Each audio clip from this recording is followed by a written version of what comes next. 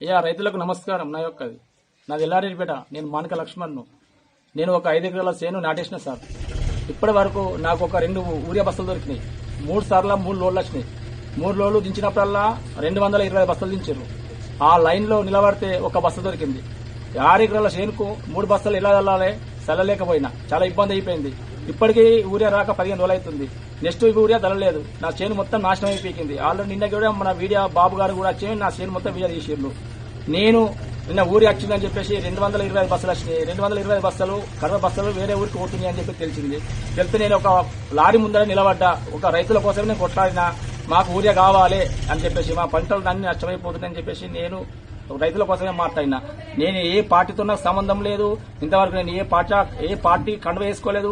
నేను 10 సంవత్సరాలు దేశం పోయినా, నేను వచ్చి సంవత్సరం కూడా అయితే లేదు. ఆల్రెడీ నేను ఎక్కడ ఉన్నా, ఏ పార్టీలో తిరిగినా గానీ, ఏ పార్టీ కండువ వేసుకుని తిరిగినా గానీ నాకు ప్రూఫ్ చేయరు.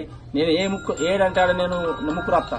కానీ ఏదోటి నిన్న మాట్లాడిన దానికి నా ఆవేదన, నా పొలం ఖరాబ్ అయిపోతుందని చెప్పేసి నేను వీడియో తీసిన. వీడియో కూడా ఉన్నది. ఆల్రెడీ నా పొలం వీడియో తీసింది కూడా మన బాబు తెలంగాణ ఆయన కూడా వీడియో తీసింది ఉన్నది. అది కూడా వేసిర్రు. ఇవాళ నా ఇంటికి పోలీసు వాళ్ళు నేను మాట్లాడిన దానికి, ఊరియా కోసం నేను మాట్లాడిన దానికి, రైతుల కోసం మాట్లాడిన దానికి నన్ను అరెస్ట్ చేద్దామని చెప్పేసి వాళ్ళ నా ఇంటికి కానిస్టేబుల్ ఇట్లా పోలీసు వాళ్ళు వచ్చారు. పట్టుకపోదని చెప్పారు. కొంతమంది మన కాంగ్రెస్ వాళ్ళు నా మీద ఏదో నాకు తెలియకనే నా రైతు నా పొలం ఒక ఖరాబ్ అయిపోతుంది కాబట్టి అని చెప్పేసి నేను ఏదో ఆవేదన కొద్ది నేను మాట్లాడినా గానీ, ఏ ఒక్క పార్టీని కించపరిచినట్టుగా గానీ, ఒక మనిషిని కించపరిచినట్టుగా మాట్లాడడానికి నాకు ఏదో అవసరం లేదు. నేను ఏ పార్టీ మనిషిని కాదు, ఏ పార్టీ కార్యకర్తలు కాదు, నేను ఏ కండు వేసుకోలేదు. నేను సామాన్యమైన రైతును, గొర్రెలు మేకలు కాసుకుంటా ఒక పొలం చేసుకునే మనిషిని. ఒక 6 ఎకరాల పొలం నష్టపోతే నా ఆవేదన ఎలా ఉంటుందో మీరు చూడండి. నమస్తే తెలంగాణ పేపర్ వాళ్ళని కూడా అడగండి. ఆయన బాబు గారే నా పొలం తీసిండు. నేను మాట్లాడినందుకు కాంగ్రెస్ వాళ్ళు, ఎందుకంటే ఇది ఒక మాట అన్నా, ఎందుకంటే ఈ ఓటు వేసినందుకు నీకు, ఎందుకంటే ఇన్ని 10 సంవత్సరాల కొద్దీ మాకు ఊరియా కోసం కానీ ఎలాంటి నష్టం జరగలేదు.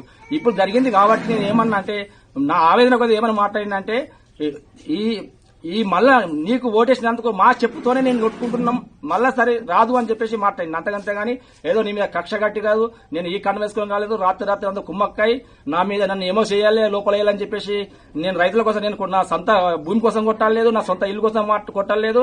ఒక ఎల్లారెడ్డిపేట మండల ప్రజలందరి కోసం నేను ఒక ఊరియా కోసం కొట్టాడినందుకు ఇలా నా మీద కాంగ్రెస్ వాళ్ళు ఇలా బుద్ధ తల్లి నన్ను ఏమో లోపల వేయాలి, బయటకు రాకుండా చేయాలని చెప్పేసి నా ఇంటికి పోలీసులు వచ్చారు. నన్ను పట్టుకపోతారట. ఎవరో ఈ ఆర్మీ వాళ్ళు వస్తురట, వీళ్ళు వాళ్ళొత్తురట అని చెప్పేసి పెద్ద మాటలు మాట్లాడుతున్నారు.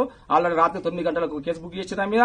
ఆల్రెడీ ఇప్పుడు నా ఇంటికి పోలీసులు వచ్చారు, పట్టుకపోతున్నారు. సయ్యా, నేను రైతులకు అందరికీ నా యొక్క విజ్ఞప్తి, నాకు అందరు కలిసి సాయం చేయాలని చెప్పేసి కోరుతున్నాను. నా ఇంటి కోసం కాదు, నాకు పొలం కోసం కాదు, నా పర్సనల్ గొడవల కోసం కాదు. నేను రైతుల కోసం కష్టపడ్డా కాబట్టి, మీ రైతుల కోసం నేను కొట్టాయినా కాబట్టి ఇవాళ నేను మీకోసం జైలుకు పోమంటే పోయేందుకు కూడా సిద్ధంగా ఉన్నా. మీరందరూ నాకు సహకరించి మీరు